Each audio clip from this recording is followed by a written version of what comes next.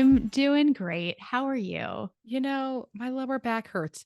And I just feel like the lower back, it's really holding up our bodies and it's an unsung hero. The lower back doesn't get enough credit for how much work it does. You know what I mean? I just feel like your lower back is the first thing to go. You don't think it's because of my insanely bad posture? I'm sitting here like "Wah, wah," It could be that tip. My posture is garbage. garbage. You know how they have they have that little, there's probably like an ass seat on TV thing where you like put it on your back and when you lean over, it gives you a little buzzy wuzzy. I need that.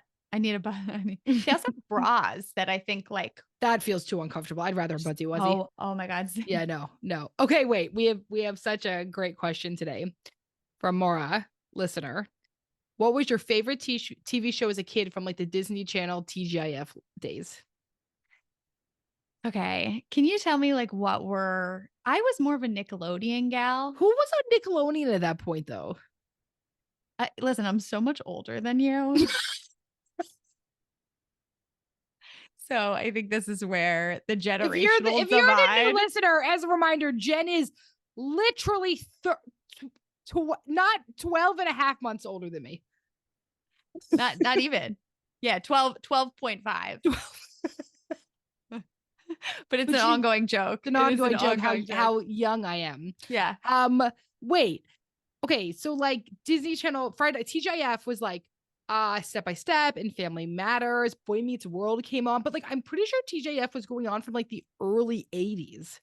Really? Yes, and then like added on like new shows throughout. Like at some point Sabrina the Teenage Witch was TGIF. Oh yeah. Okay, Like so it changed. I'm going to say Boy Meets World then. Have you ever listened to Boy Meets World podcast?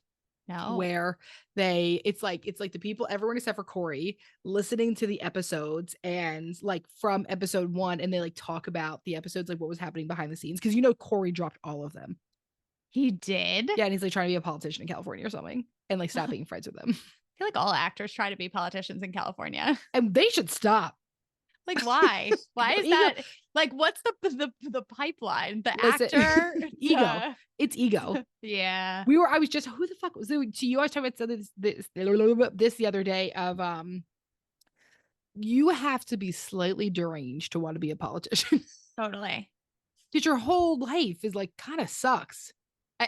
Listen, I mean, I guess if you like really care about making a difference in a way, but that's the thing is like, it isn't just about unfortunately, it's not just about like, okay, let me retract my statement. Yeah. If you're interested in anything more than local politics, yeah, there's got to be something up. Something's local politics, on. I'm like, hell yeah. Right? Like, I feel like you can like actually make some change and like be with your community. When you get up to those big positions, man, shit, like that's your whole life. Your life's over. Do you think that's the way you knew it? Do you think they get on the train and they're just like, I don't know how to get off, kind of like us? Oh no. Oh no. And we were like, wow, we really rode this train and I don't think there's a stop. Oh no. So actually, do you relate more to people? You just deeply upset me. I have to stop recording now. Are you okay? I'm sorry. I know a therapist. Yes, you're right. I know. I think it's like you start in a position, like you start and you enter into something like wanting something and then you don't, the train just like keeps going. You don't get off at the stop that like, they're probably like your stop, like what a train conductors are. Your stop, time to get off. And then you're just like, no, I'm just gonna keep riding the train. And then you just fucking take it all the way across country. Crazy DC. Should I become a politician? Don't you think I'd be a great politician? You would be such a good politician. Except for I have way too much bad things on the internet. I'm fucked. There's like, you know how like when they like vet people for like offices, they like go through their dirty laundry. They'd be like, this girl. She put all her dirty laundry on a podcast. We have all of our podcast episodes. They could go through every single one. It would be bad. Like, that's not a good idea. Okay. All right. I don't know. Today's episode is about building self-esteem. I don't know how to pull that together. Well, actually, it's actually a really good because you were talking about Corey in Boy Meets World, and he became, as you've told me, an egomaniac, apparently. But that's not self-esteem. It's That's the opposite of self-esteem. yeah. Yeah. Because anyone who's doing that also has like desperately low self-esteem. Exactly. That's Yeah. what it's. Okay, great. So we're just gonna, hello, Corey. Hope you're okay. But let's get into some questions. I think so many people are like, how do I build self-esteem? Like it's this thing Yes. we talk about and we're like, yeah, how's your self-esteem? And everyone's like, I don't know. Because some days, and I Fine. can relate to this, some days I feel great about myself. Other Yeah. days feel like complete garbage. And I think that there is a normal fluctuation that happens. Um, but if you're someone who's like, I always feel bad about myself, there's so many times where, I don't feel like I'm doing well. I beat myself up. I'm hard on myself. This might be an important episode to listen to. I love this question of tips or tricks on building habits around this. I'm not a big mirror talking gal. And listen, if doing positive affirmations in the mirror is helpful for you, go on with your bad self. That's great. Um, Most people actually get self-esteem from mastery of learning skills and learning things and mastering something. That even includes like learning to speak up for yourself, right? That includes like setting boundaries. Like actually all of that leads to self-confidence. I think we have this idea that self-confidence is always about physical appearance, and it's just simply not. And I think people think that, like, okay, well, if I change my physical appearance or people compliment my physical appearance, but the reality is mastering, learning new things and being proud of yourself. I'm proud I said no to someone. I'm proud I stood up, or I'm proud I said yes to something, right? Like all of that is going to be building habits around it. So when we talk about tips or tricks, the other thing that's important for us to talk about is routine versus motivation. For the most part, you're not going to have motivation to do stuff all the time because life is very hard. Routine is different than motivation, right? So, a routine for me, calling friends to reach out, or going on walks at a certain time, or going to the gym at a certain time, right? Having a routine around how I care for myself. And that also is like not being with people, right? Here's when I read a book, here's when I do this. And so, what's like the routine and rituals I want to create in my life that will make me feel good about the goals I'm working towards? I also think there's like a level that's like kind of cyclical about this that keeps us from building confidence for ourselves. Where, if our inner critic is saying, like, oh, you can't do this, right? You then end up listening to your inner critic and keep yourself from doing something that feels uncomfortable for you. Mm-hmm. And because of that, it reinforces this sense of, I can't do this. What if instead of saying to yourself, I can't do this, you say, I haven't done this yet? And just because you haven't done this yet doesn't mean that you're unable to do it, that you can't do it. So, if we're talking about mastery as something that builds self esteem, self confidence, if you're always telling yourself you can't do something when really you're just uncomfortable doing something new, then it's just going to reinforce your inner critic. When in reality, doing something new is just uncomfortable and it does not mean you can't do it. Yeah. We're in the process for our business right now. Well, actually, I don't know when this episode comes out. It's probably already happened, but we're in the process of switching like electronic health record systems. Um, and this is going to go out in September. So we'll just say it now. Simple practice sucks. If you're a therapist and use it, I'm just going to be honest. I don't think it's a good software system. We really struggle with it. Their customer service sucked. And like, it's a lot of money, right? So we made this decision that like, we have a lot of people, right? We have like 43 clinicians that are using Simple Practice. It's a lot of records to switch over. And when you first start doing this, trying to learn something new, you feel like a dum dum. Like you feel overwhelmed and you feel like I don't have the ability to do this. And then, like, one day you're like, oh, wait, I do remember how to charge through this, or I do remember how to do that. And slowly, something like that, even it's something that feels like it's not a big deal, makes you feel good to conquer something and to try. You know what I think happens too?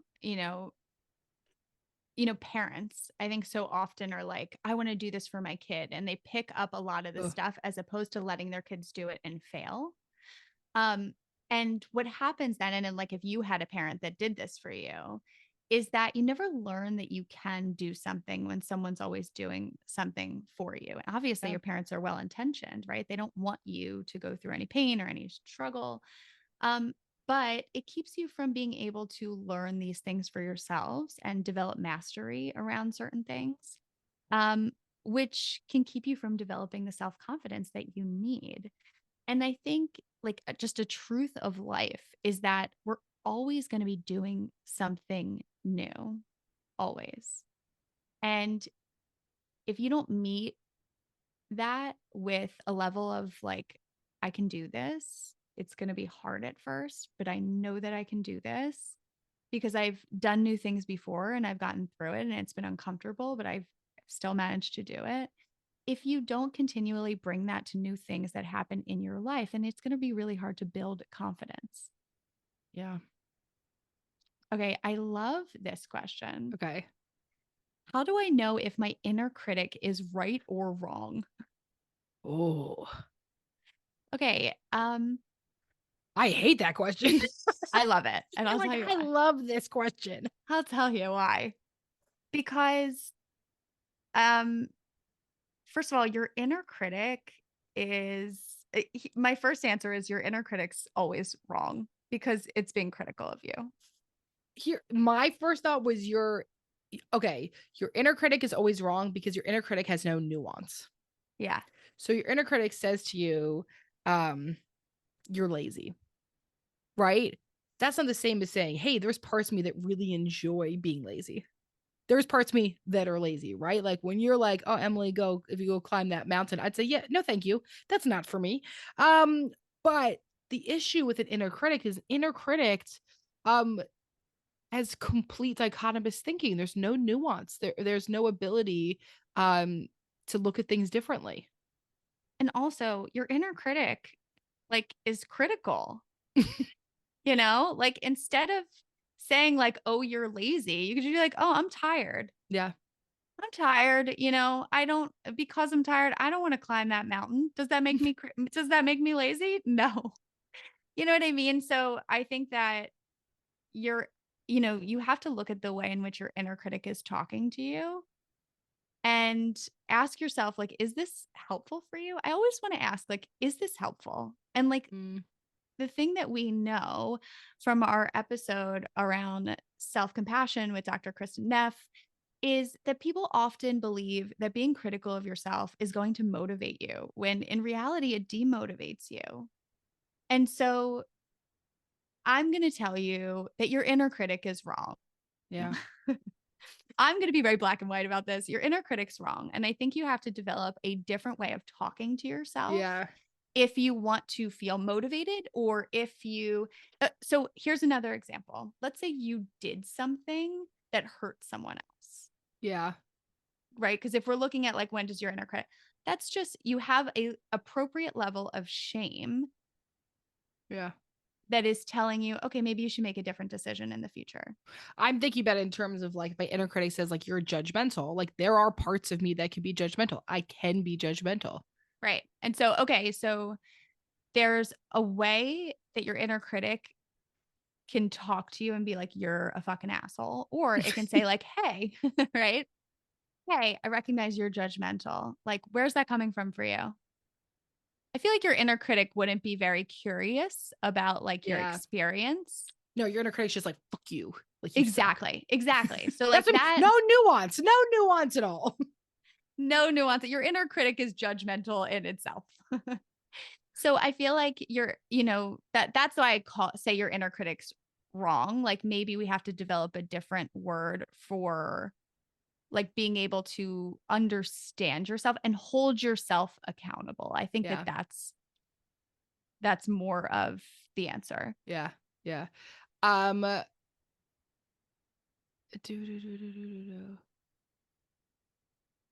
to build this when the core wound I keep coming back to is feeling unworthy. We got to address the core wound. Yeah. We cannot address the things that's happening outside without addressing the issue underneath. And listen, we all have a core wound, right? We all have, and there could be multiple. We all have core wounds. They come from, childhood, growing up. We have those wounds. They always get picked at. But to recognize that, like, that's what they are, and to be able to have space to work through them, whether it's in therapy, whether it's doing your own therapeutic work in whatever way that means for you. If we don't work through them, they're going to play a role in all of our experiences. And that's pretty much what you're saying is like, because maybe you haven't touched it or looked at it or worked, and I say work through it lightly because it'll come up the rest of your life. The rest of your life. But I mean, like, if I have an inner wound of abandonment, that doesn't mean everyone's abandoning me all the time. Right. But the wound tells me that first, and then I have to use, right? We go back to the cognitive distortions, ants versus cats, right? If I have an automatic negative thought, everyone's going to abandon you.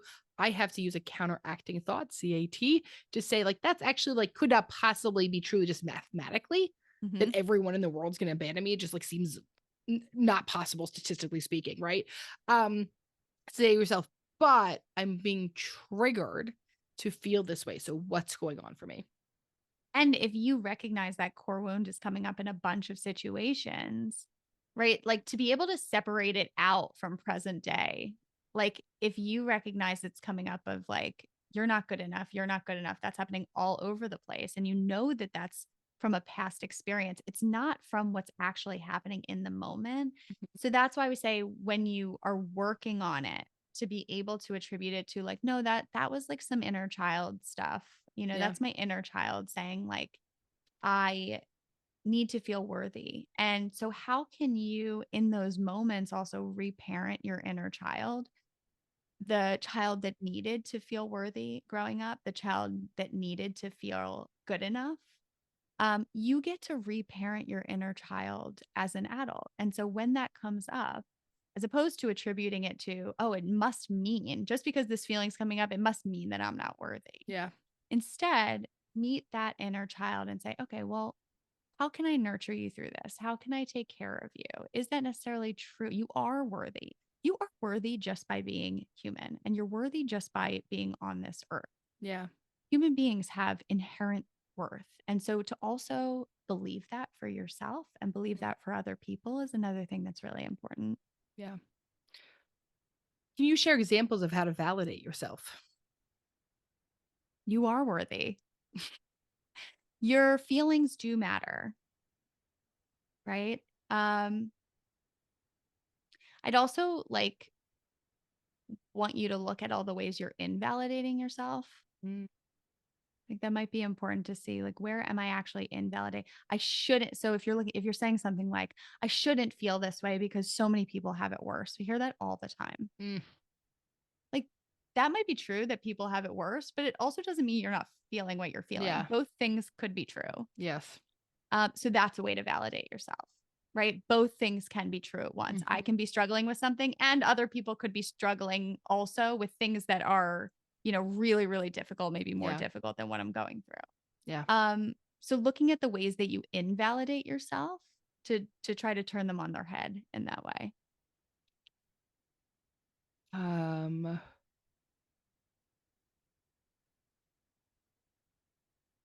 Okay, how to care less about what others think.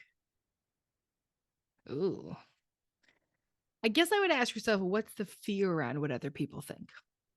Right? Like, if you're so worried about it, what's your concerns they think about you? And then why is that so scary for you? Right? Here's an example. So if my fear is that other people think I'm a bad mom, what I'm worried that's going to mean is that means I am a bad mom. Then how would I define that for myself? Well, actually, other people don't get to decide that for me. My daughter gets to decide that for me. It's not on them. And then if there's times I can tell you, if I say to my daughter, okay, we're done watching TV for the night or having candy, she's, you are the worst mommy in the world. You are a bad mommy. I'm like, damn. Am I actually a bad fucking mommy that I told her she can't eat any more goddamn candy? No. But just because somebody thinks something about you does not make it true. Right? One of my favorite quotes is What other people think of you is none of your business. But the fear, why do we think they have so much power that what they say about us means it's true? You know where I have to have this conversation with myself is like when I want to know what you're about to say next. It's so much more surface level. It's like when I'm getting dressed for something and I don't know what to wear. I'm just like changing and I'm like, oh God. And then in the end, I'm like, who fucking cares? No one cares. Like no one cares. Do you ever look wear. at like you are so focused on your own, like what you're wearing or no one else cares. And also if they did care, like it has nothing to do with that. Like you have to feel good in what you're wearing. I say, you want to know what's hilarious? Anytime I send you pictures of me in multiple outfits, you always reply back, which one are you most comfortable in? And I'm like, no, God damn it. Tell me which one I look best in. But you won't do that because you're like, it doesn't matter which one do you want to wear. Because also like my opinion. It's annoyingly right and frustrating for the record. I know. I'm sorry. I apologize. Do you want me to change it? No, because it's still right. Because my opinion doesn't fucking matter. It does not matter. Your opinion matters. Okay, but aren't there times, just for fun here, let's play this out. Aren't there times that other people's opinions do matter? Like if my daughter really thought I was a shitty mom, she's 5 and it's about candy, but I'm just saying, like, if like my daughter grows and gets older and says to me, like, you worked a lot. Might be talking this. That's just hypothetical. Hypothetically speaking, if in 20 years my daughter says to me, Mommy, you worked a lot when I was little and it made me feel abandoned and like you weren't always there for me. Hypothetically speaking, doesn't that matter? Yes. No, that matters. Right? Yeah. But your outfit, right? Like, how's that gonna? Okay, I'm going to something deeper, ladies. I'm going back. Sorry, I was going back to the outfit. We're past the clothes. I'm sorry, I can't get past it. Okay. Yeah, I think if what you're doing is like deeply hurting or affecting someone else, then absolutely. Yeah. But you also have to consider, mother-daughter, I think is like a totally different situation. Yeah. But like a friendship, for example, or a relationship, right? Like you could be triggering someone else's core wound and like it still matters, right? But, I think that, of course we're going to say this, that like being able to have that conversation is really important. And when she's 25, I probably can, hypothetically speaking, of course. Not that you're thinking about like just how to thinking have this about in 20 years what I'm going to have to say to her, like, you are right. Like I worked a lot during your childhood and maybe that wasn't the ideal for you. Yeah. Right. Here are the things I was trying to do. I help our family at the time. No, I don't think about this often. Yeah, no, definitely not. You're so involved. You think? I feel like I work so much. Oh my God. I was on the phone crying to you the other night because I fucked away. This is so funny. The other night. This is a good story. So been a lot going on at work. A lot of things with the new health system because we're in the bulk of that. Like we're like in the trenches of that as we're recording. And I also had this like event at Millie's school where we were like gonna, it's like a service day thing. We were like gonna help clean up the school, whatever.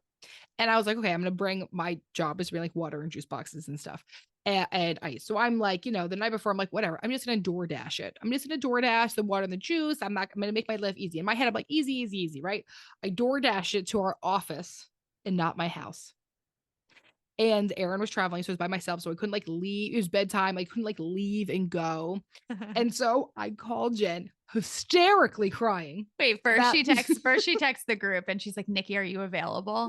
I knew something was wrong, but she didn't want to, because I was also sure she didn't want to put it on me. I was like, you can call me. I'm totally fine. So she calls me. She's hysterically crying. And I'm like, I'm failing in the business. I'm failing as a mom, and I'm failing at ordering DoorDash. It was like the straw that broke the camel's back. You know, when you're just like, you're at your like wits end. There's 2 20-pound bags of ice just melting in our waiting room right now. I had to text one of our therapists I knew was there, one of our amazing therapists, Mac. If you ever want to feel not judged, Mac's your gal. It's great. And I text Mac. I'm like, Mac, are you available? And Jen quickly answers, you are not in trouble. Because anytime we text a clinician, like, hey, are you available? They think they're in trouble. Yes. Okay. So Jen's like, you are not in trouble. If you have a minute, Mac calls me. She's like, is everything okay? Definitely still thinking she's in trouble. And I'm like, I'm Mac. I left these bags. There's bags of ice. She's like, okay. She's like, so all you want me to do is just take the bags into the kitchen and let them like put them in the sink, right? And I was like, yes, that's it. She's like, okay, sound good. And I'm like, okay. Okay. But you know what like, it's like when you're so like filled to the brim with things and one thing happens, you like don't have the capacity to like even process through it. Yeah. Well, and my inner critic is like, you're a failure. Right. You're failing at every single thing you do today. You can't even order DoorDash, right? So immediately my inner critic, right? So in that moment, my self-confidence goes to basically negative. I heard it too in your voice. You know, right? And I said, no, you just have a lot on your plate. Yes. And then the next night you didn't sleep for 12 hours. Yeah. So like we're both unwell. So, okay. I was just crying at 5 a.m. Yeah. Okay. Well, so then somebody wrote in, right? Inner critic and anxiety holding me back. They can hold you back. If that night I said to myself, you're a failure, that's all you are, it's going to hold me back from connection. It's going to hold me back from being close to my daughter, putting her to bed. It's going to, you know what I mean? Like, here's all the things it is going to hold me back from. I cannot let those things drive the entire bus of my life.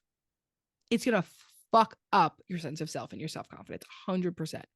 And when you're in that space of like being overworked, burnt out, like stressed out, it is so much easier to be hard on yourself because your emotions are running so high. Yeah.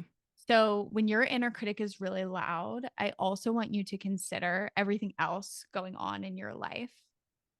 To say like, okay, am I being extra hard on myself right now because I am so depleted? I am really struggling with this. Yeah. How can you garner more compassion for yourself during that time to know like, this is just a moment in time, right? Like it's just a moment in time. I'm going through a lot. You know, I'm parenting alone. We're doing this huge switch, blah, blah, blah. I have all this going on. And that could be a reason why my inner critic is so loud right now. Yeah. And maybe I shouldn't believe them. Maybe. And so maybe they don't know what they're talking about. Here is something that I want to drive home. Just because you think it doesn't mean it's true.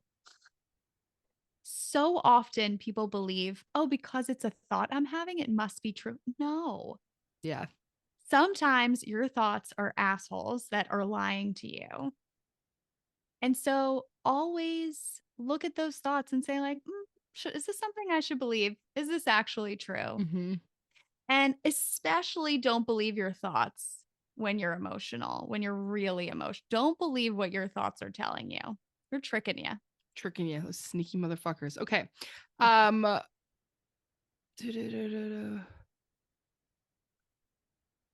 hold on. I'm going to pick. We don't have a ton of time. We have to. Oh, I like this one. Oh, okay. I'm sorry. Can I say this one? No, I love it. Thank you. Thank you. I can tell my self-doubt is protective in some way. Any tips on working on changing this? So the question is, what is the self-doubt protecting me from? Why does the self-doubt feel like it needs to take on that role as your protector? Right? And what would it be like to create a new relationship with that self-doubt, to ask it to leave the room, to ask it to hand over that self-protective thing? There are times, right? Here's a great example of when self-doubt is really great and protective. I'm driving a motorcycle. I've never driven a motorcycle my entire fucking life. I get on a motorcycle. Mm-hmm. My self-doubt should be pretty high at that moment, because if I'm just going off and I'm like, I'm going to go 100 miles per hour around some crazy ass turns, holy shit, that's dangerous, right? That's an example of self-doubt being highly and well protected. But there are some times, right, where I'm sitting in a meeting and I know the answer and I need to speak up, but my self-doubt tells me no because it's worried about it. In that moment, then it might not be so helpful anymore. But why do I need it? What's my fear about if I speak up and I'm wrong? What's my fear of why I need it? And what would be so bad? Right? Am I worried about the embarrassment, the humiliation? Am I going to be laughed at by my peers? Or is there going to be some discipline or shaming that comes with it? Right? Like, to talk yourself through, what is the point of this? How could it be helping me? And is it necessary? There are some times where it's not such a bad thing to have some self-doubt. Right? Like, it sounds like what you're saying is like, where's the line between where self-doubt is helping you and then where is it keeping you from growing? Yeah.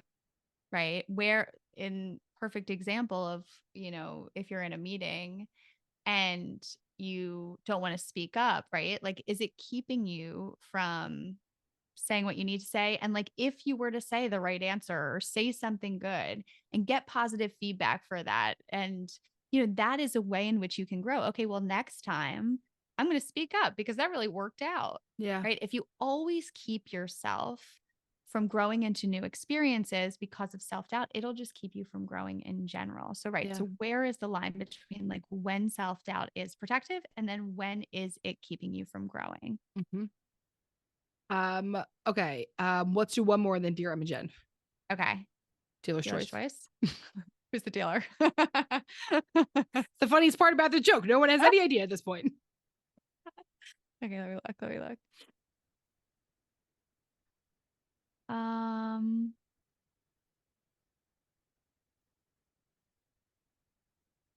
How to handle when someone seems to be projecting their lack of confidence onto you. I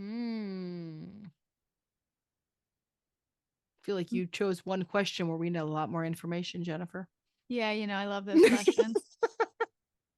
Well, here, okay, so let's take an example. Yeah. Let's make one up. Your mom is highly fearful of life. Yes.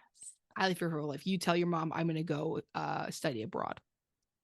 And they tell you all the reasons why that will be a bad idea. There's a good example, right? Perfect example. Okay. So how to handle it is, how do you not let it infiltrate you? How can you create the emotional barrier of that's their shit versus my shit? Right? So it really does come into, this is when we go into emotional mental boundaries. Yes. That's a perfect example of, because I think that does so often happen with parent-child relationships, right?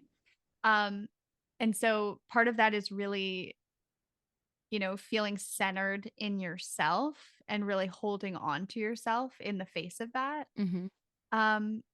And if it is a parent, that has been maybe doing it your whole life, sometimes it's hard to notice, right? It's hard to notice the separation between what's my parents' anxiety or self-doubt and then what's mine, right? Like, do I feel the same way that they feel? Like, is that necessarily true? Is this a view of the world that I have developed from, their fears? Is it something I want to continue to adopt? Or do I want to prove to myself that I don't have to be scared of these things? I'm not scared of these things. And if I am, do I want to do something different than what my parent did? Yeah. Right? Like, do I want to prove that I can do these things? It's possible maybe your parent never did that for themselves. They never developed the self-confidence around that. You get to develop self-confidence around things that maybe your parents never did. Yeah. So what choices do you want to make that are maybe very different than the choices that your parent made? Okay, Dear Em and Jen.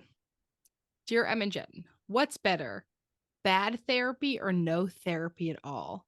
Not feeling my therapist and trying to look for a new one. Do I keep going to the quote unquote bad one until I find a new one? I say no therapy. No therapy at all. No therapy. Take a break from therapy, bro.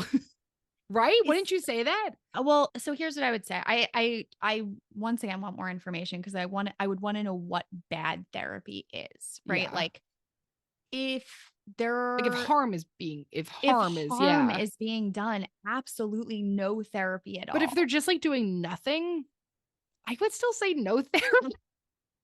I guess it depends. Because why are you giving them money? Well, okay, so here's my question.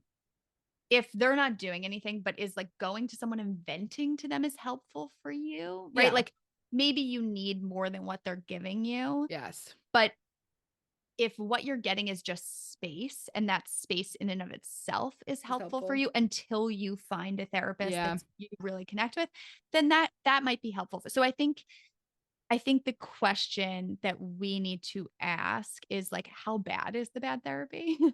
Yeah. How are you defining bad, right? How are you defining bad? Is it just that they're like not doing anything? And like, is the space in and of itself helpful for you to just like vent for 50 minutes? And taking breaks from therapy is actually a really healthy thing. Taking breaks, switching therapists, like all of those things are a good thing. Like you don't have to be in therapy 100% of the time. There's been lots of times where Jen and I have taken breaks from therapy. Oh, yeah.